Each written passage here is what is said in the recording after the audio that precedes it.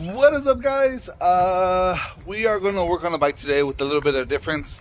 You guys don't know, but I messed up my right hand, and like most people, I am right-handed. So today I'm going to try to work on a bike with my left hand. I'm going to switch over this one right here, which is my non-dominant hand. The bike in question is this Diamondback. What is this? Fleet Streak. Now the main reason I bought this was because it was $15, but I wanted the stem. The stem is 80's style Diamondback stem, and also has the 4-finger levers, the older style calipers, and some pretty cool what kind of pedals are these? VP468 pedals. So between the pedals, the brake calipers, the brake levers, and the cool stem, I figured, hey, pretty cool build. Also, it is an older Diamondback, so maybe BMXing this one out might not be a bad idea. A little what can I do with this? Probably like a 1x6 or a 1x5. Switch up the bars to some BMX bars, and you know, hopefully I get my money back. We'll see. It doesn't have wheels, so I am going to have to buy wheels for it or find wheels for it. So that is one of the biggest issues. But let me go ahead and get my bike stand and put it on the bike. All right, I got the bike and the bike stand. I'm going to go ahead and use my AWS-1. I don't know if it could. There you go, AWS-1. Take off the stem, then the levers, and these cool little brake calipers, cantilever brakes. These cantilever brakes, and the pedals. Then I kind of want to rebuild the bike, but I'm not 100% sure if I'm going to be honest with you. We'll worry about that later. We'll worry about that later. Right now, let's just take her apart.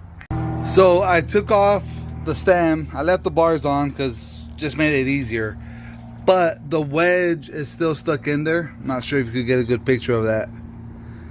Anyways, so the wedge is still stuck in there.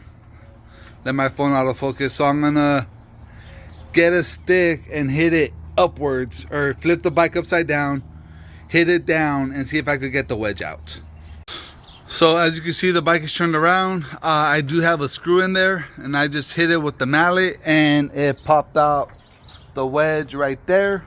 So the wedge, the bolt, and the BMX stem is right there. Let's keep going and get the pedals off now.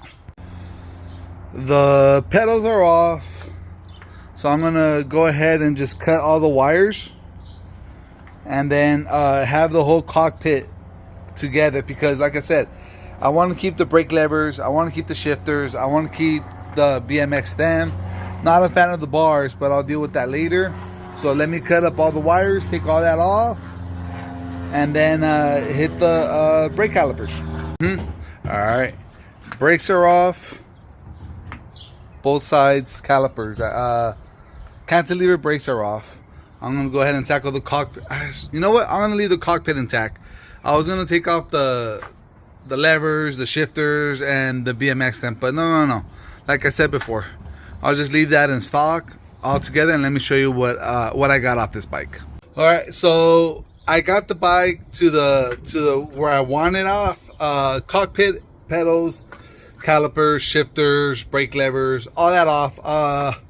Frame, forks, headsets, derailleurs, cranks, seat, and seat posts. That's still on the bike. I don't know what the future holds for this frame, but it's not going in the scrap yet. I'm gonna see if I could do a little 26-inch custom cruiser, or 26-inch 1x8. I don't know yet.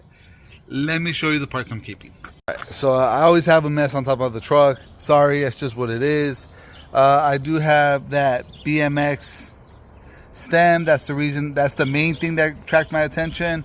Then I got the VP 6/8 pedal, 4/6/8 pedals, the 4-finger Shimano brake levers, the random friction shifters, and the calipers, the cantilever brakes that came off of it. That is it for this video, guys. Hopefully next time I'll be able to use my dominant hand and it will go a lot easier. But for now, Yard Sale Cycles out.